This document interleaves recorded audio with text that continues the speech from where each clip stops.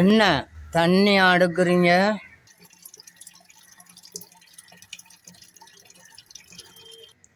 இல்லைங்க தானே, அப்படியெல்லாம் நாங்கள் உதவி செய்யணும்னு சொல்லி இந்த ஊருக்கு இந்த சமூகத்துக்கு அப்படியெல்லாம் இல்லை.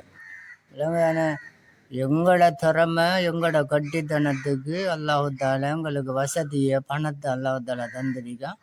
அதில் எங்களோட வீட்டுக்குரிய எல்லா வசதிகளையும் நாங்கள் செய்து எடுத்திருக்கோம்.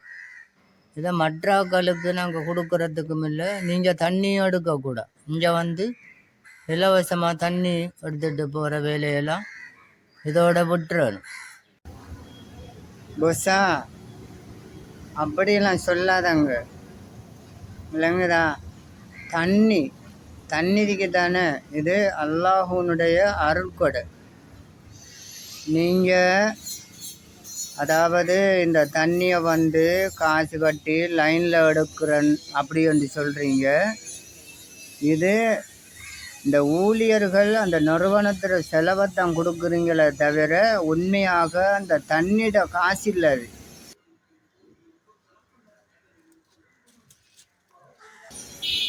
அல்லாஹு தாலா குர்ஆனில் சொல்கிற வசனங்களை நாங்கள் பார்க்கோம்.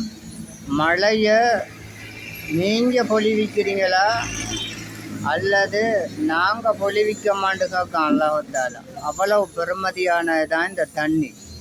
இந்த பிரபஞ்சத்தில் கோடிக்கணக்கான கோள்கள், கிரகங்கள், நட்சத்திரங்கள் இருக்கு. எங்கேயுமே அல்லாஹு தாலா தண்ணியை உண்டாக்கலை. இந்த பூமியில் மட்டும்தான் அல்லாஹு தாலா தண்ணியை தந்திரிக்கான்.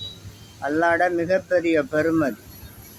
ஒரு சந்தர்ப்பத்தில் சஹாபாக்கள் கடும் வெப்பமான நேரத்தில் ஒரு டம்ளரில் ஒரு சஹாபி தண்ணி குடிக்காங்க.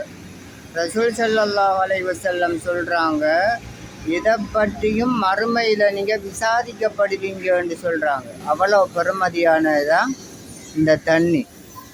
இல்லைங்க தானே, இப்போ உங்களோட பாவனை நீங்கள் செலவழித்து எடுக்கிறீங்க அப்படின்னு சொன்னாலும் மக்களுக்கும் சமூகத்துக்கும் கொஞ்சம் கொடுங்க. நீங்கள் அது மிகப்பெரிய நன்மையை உங்களுக்கு ஆஹிராவில் மறுமையில் உங்களுக்கு உண்டாக்கும்.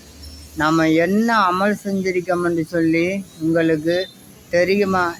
எங்களோட ரிசல்ட்ஸு அல்லாஹ்விடத்தில் எப்படி இருக்குன்னு தெரியுமா? பட்டோலையில் வந்து என்ன எழுதப்பட்டிருக்குன்னு தெரியுமா? இப்படியான நேரத்தில் குறைஞ்சது நீங்கள் காசு பணம் கொடுக்காட்டியும் இந்த குடிக்கிற தண்ணியால் மக்களுக்கு உதவி செய்யுங்க. பொஸ்ஸா, ஏன் இப்படி இருக்கிறீங்க?